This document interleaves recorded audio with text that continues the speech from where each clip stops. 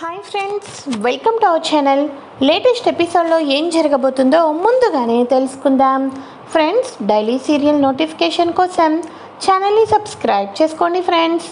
And పక్కనే ఉన్న bell ఐకాన్ని క్లిక్ చేసి ఆల్ ఆప్షన్ని సెలెక్ట్ చేసేయండి.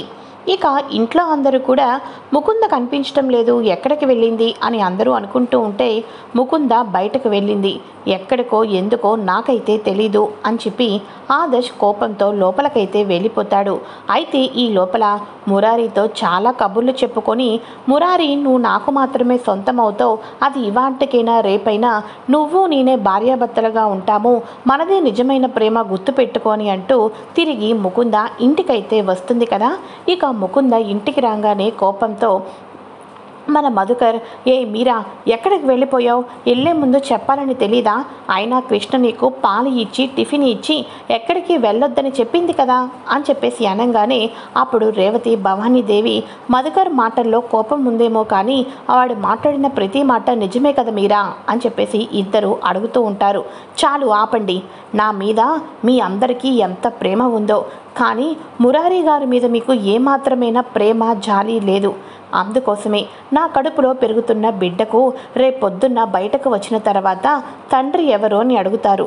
నా బిడ్డకు నాన్న కావాలి కదా, అందుకోసమే మీరు ఎవరు, మురారి గారు ఎక్కడున్నారా ఏం చేస్తున్నారని వెతకకపోయినా నేను మురారి గారి ఫ్రెండ్ సర్కిల్ మొత్తానికి వెతుకుతూ ఎక్కడున్నారా అని తెలుసుకుందామని వెళ్ళాను.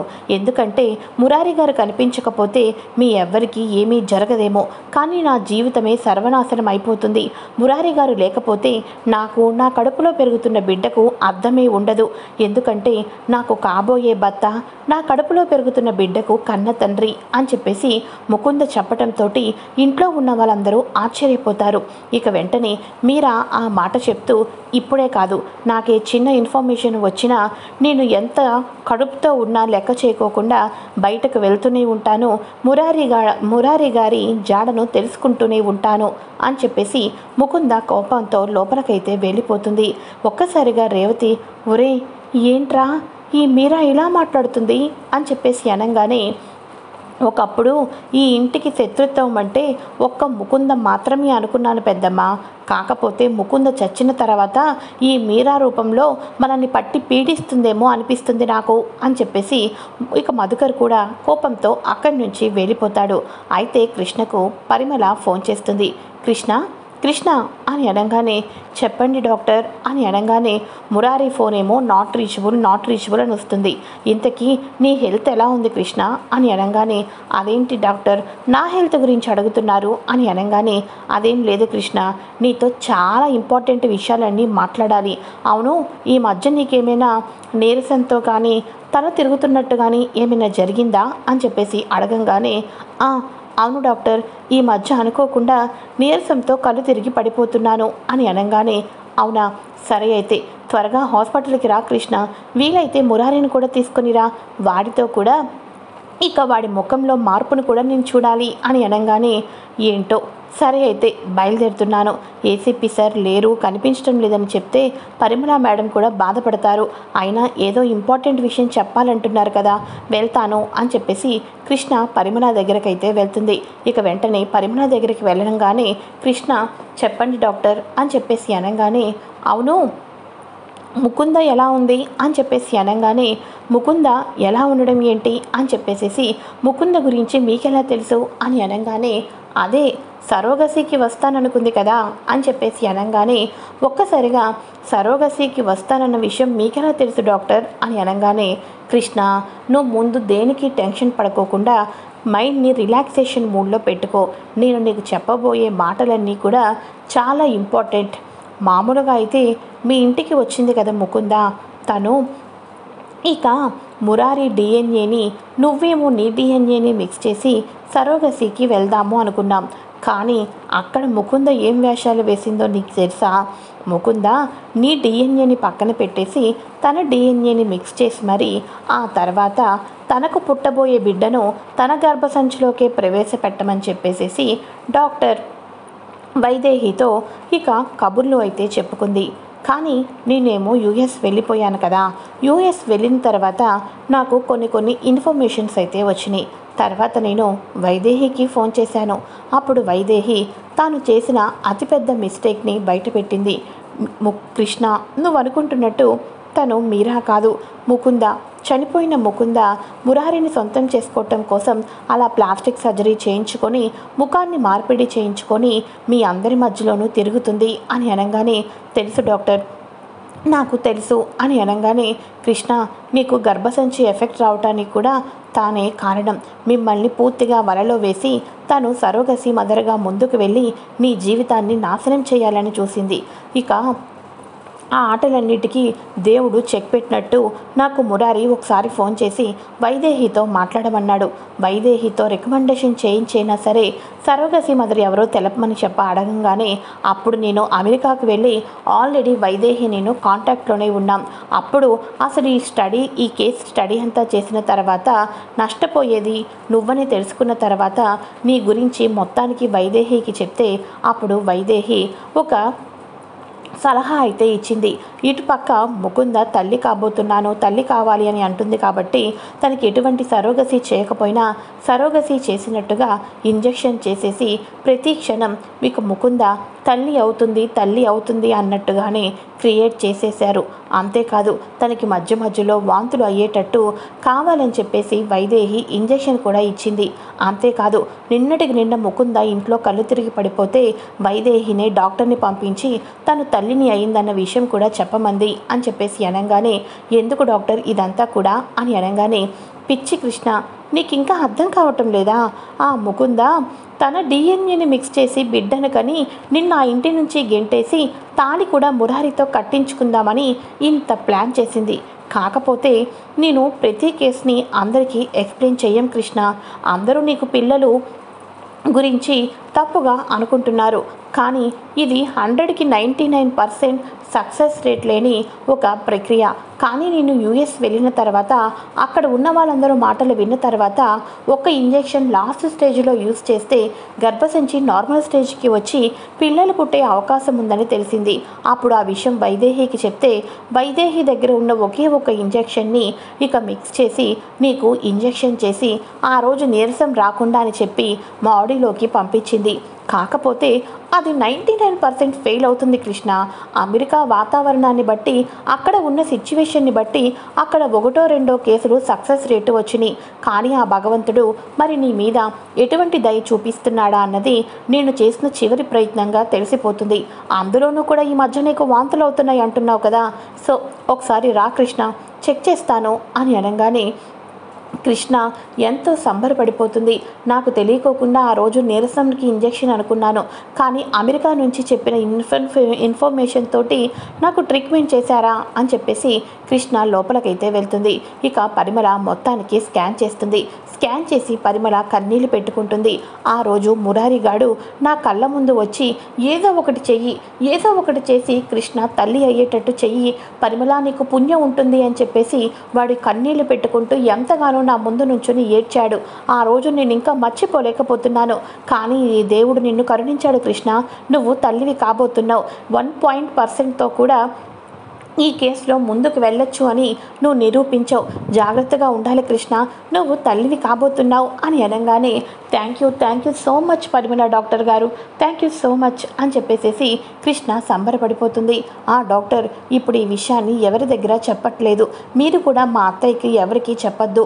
ముందు నా జీవితానికి పట్టి పీడిస్తున్న ముకుందను కలుపు మొక్కను పీకినట్టుగా వేల నుంచి పీకి పక్కన పడేయాలి.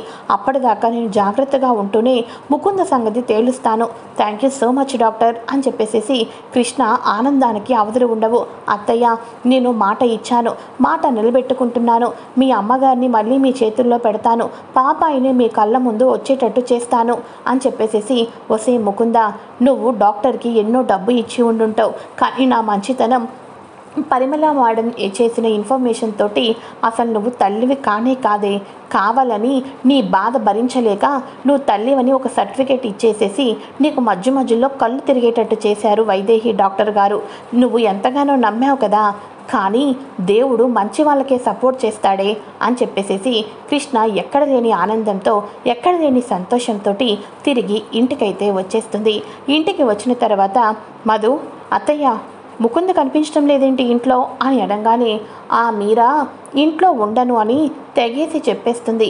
తను మురారి కోసం వెతుకుతుందంట, మనం ఎవరం వెతకటం లేదంట. అందుకోసమే నేను ఊరంతా తిరిగి వచ్చినా నన్ను ఎవరు అడగద్దు, ఎందుకంటే మీ ఎవరికీ లాస్ లేదు. మురారి గారు కావాలి అంటే నాకే లాస్ అవుతుంది. కడుపులో పెరుగుతున్న బిడ్డకు తండ్రి కావాలి, నా మెడలో మంగళసూత్రం పడాలి అంటే మురారి గారిని వెతుక్కోవాలి, నా దారిని నేనే వెతుక్కుంటున్నాను అని చెప్పేసి ఎన్నో మాటలు చెప్పి వెళ్ళింది అని చెప్పేసి అనగానే అవునా, సరే అయితే మనం కూడా వెళ్ళాలి. నేను నా మురారి గారిని, నా ఏసీపీ సార్ని నేనే ఇంటికి దప్పిస్తాను అని చెప్పేసి కృష్ణ వెళ్తూ ఉంటే ఆగు మధు, ఆ మధు అంటూ ఉంటాడు, ఆగు కృష్ణ నేను వస్తాను అని చెప్పేసి ఇక కృష్ణ మధుకర్ ఇద్దరు వెళ్తూ ఉంటారు. అయితే ఇక ముకుంద ఫోన్ సిగ్నల్స్ ద్వారా ఎక్కడ ఉందన్నది ట్రేస్ చేస్తుంది కృష్ణ. ఇక అర్థమైపోయింది, ముకుంద ఎక్కడికి కదలకోకుండా అరగంట నుంచి అక్కడే ఉంది అంటే అసలు అక్కడే ఏసీపీ సార్ కూడా ఉండుంటారు, పద అని చెప్పేసి అనగానే అవును తనని మీరా అంటుంటే నువ్వు ముకుందలాగా నిజంగానే నమ్ముతున్నావేంటి కృష్ణ అని అనగానే పిచ్చి మధు, అందరూ తనని మీరాలాగా తక్కువ అంచనా వేస్తున్నారు, కానీ తను నిజంగా ముకుంద కాబట్టే, ముకుందకు ఎలాంటి ఎత్తులకు పై ఎత్తులు వేయాలో నాకు తెలుసు కాబట్టే ఇంతలా నేను ఫోన్ సిగ్నల్స్ని కూడా ట్రాక్ చేసింది అని అనగానే ఏం మాట్లాడుతున్నావు కృష్ణ, తను మీరా కాదా ముకుందా అని అనగానే అవును మధుకర్, తను ముకుందే, అసలు చచ్చితేనే కదా ఆ ముకుంద అది బ్రతికి ముఖాన్ని మార్చుకొని నా భర్తను తను సొంతం చేసుకోవాలి అనుకుంటుంది, కానీ అవన్నీ కుదరవు, పద పద ముందు వెళ్దాం అని చెప్పేసి మురారితో అక్కడ కబుర్లు చెప్పుకుంటూ నువ్వు నేను లవర్సు, నీకు నాకు పెళ్ళి అవుతుంది, నా మెడలో తాలిబొట్టు కట్టకపోతే నేను ఏదో ఒకటి చేస్తాను అని ఇలా బెదిరిస్తూ మురారిని కంటికి రెప్పలా చూసుకుంటూ ఉంటుంది ముకుంద. ఇక సిగ్నల్స్ ద్వారా కృష్ణ అక్కడికైతే వెళ్తుంది. ఇక వెంటనే కృష్ణ మధుకర్ వెళ్ళటంతో మన కృష్ణ మురారిని చూసి ఏసీపీ సార్ అని అనగానే మురారికేమో ఎక్కడ లేని సంతోషం, ఎక్కడ లేని ఆనందం. ఇక వెంటనే ఏసీపీ సార్ అని చెప్పేసి అనగానే ఇక వెంటనే కృష్ణ ముకుంద చంప పగల కొట్టేస్తుంది.